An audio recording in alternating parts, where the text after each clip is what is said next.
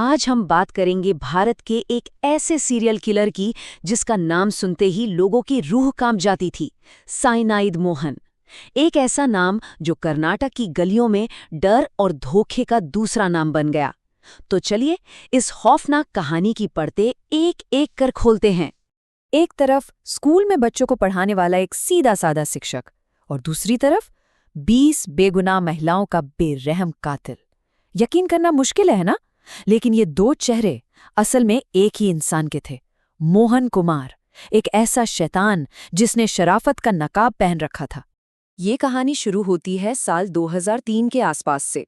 दक्षिण कर्नाटक के एक स्कूल में मोहन कुमार नाम का एक शख्स फिजिकल एजुकेशन टीचर था। बिल्कुल एक आम जिंदगी जीने वाला इंसान। बाहर से देखने में वो इतना आम और सभ्य लगता था कि कोई उस पर शक की उंगली तक नहीं उठा सकता था।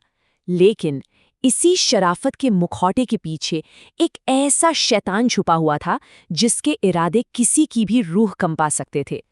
तो सवाल ये है कि ये शिकारी अपना जाल बिछाता कैसे था। देखिए, उसका हर जुर्म कोई अचानक गुस्से में उठाया गया कदम नहीं था। नहीं, ये एक बेहद सोची समझी, ठंडे दिमाग से बनाई गई योजना थी।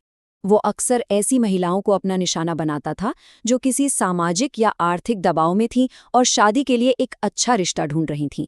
वो बस स्टैंड जैसी भीड़-भाड़ वाली जगहों पर उनसे मिलता, खुद को कोई बड़ा सरकारी अफसर या अमीर आदमी बताता और बस उनके सपनों को एक झूठी उम्मीद दे देता।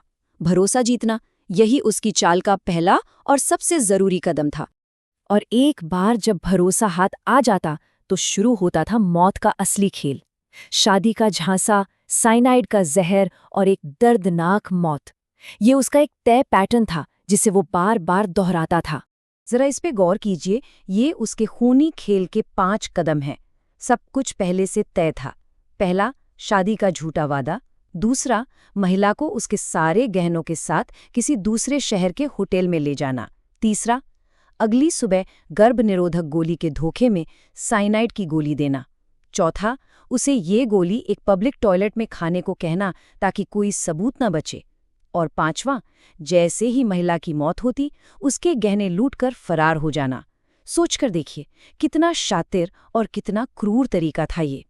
साइनाइड, एक ऐसा जहर जो पलक झपकते ही कुछ ही सेकंड्स में इंसान की जान ले सकता था। मोहन के लिए ये एक परफेक्ट हथियार था। तेज, घातक और सबसे जरूरी बात, ये कोई निशान नहीं छोड़ता था। इससे उसकी पहचान हमेशा छिपी रहती थी।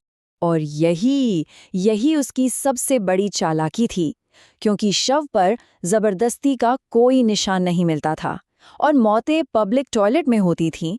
पुलिस सालों तक इन हत्याओं को सुसाइड मानकर फाइल बंद करती रही। उसका प्लान पूरी तरह से काम कर रहा था। लेकिन कहते हैं ना कि पाप का घड़ा एक न एक दिन भरता जरूर है। साल 2009 में एक अकेली गुमशुदगी की रिपोर्ट ने इस पूरे सिलसिले पर से पर्दा उठा दिया। ये टाइमलाइन देखें, 2003 में हत्याओं का सिलसिला शुरू हुआ और फिर पूरे 6 साल तक 2009 तक इन हत्याओं को आत्महत्या ही समझा जाता रहा। फिर 2009 में अनीता नाम की एक लड़की लापता हुई और बस इसी एक केस की जांच ने पुलिस को आखिरकार साइनाइड मोहन के दरवाजे तक पहुंचा दिया।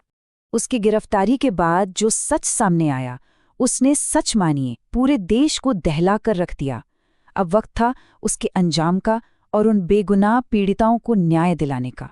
20, ये सिर्फ एक गिनती नहीं है, ये उन 20 जिंदगियों की संख्या है, उन 20 सपनों की जिन्हें मोहन कुमार ने शादी का झांसा देकर बड़ी बेरहमी से खत्म कर दिया।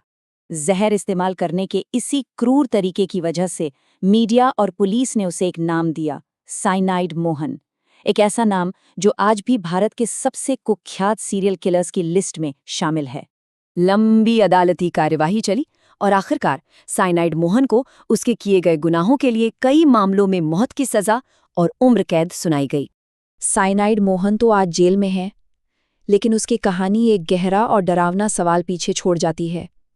किसी अनजान पर आंखें बंद करके भरोसा कर लेना कितना घातक हो सकता है, ये एक ऐसी चेतावनी है जिसे शायद हमें कभी नहीं भूलना चाहिए।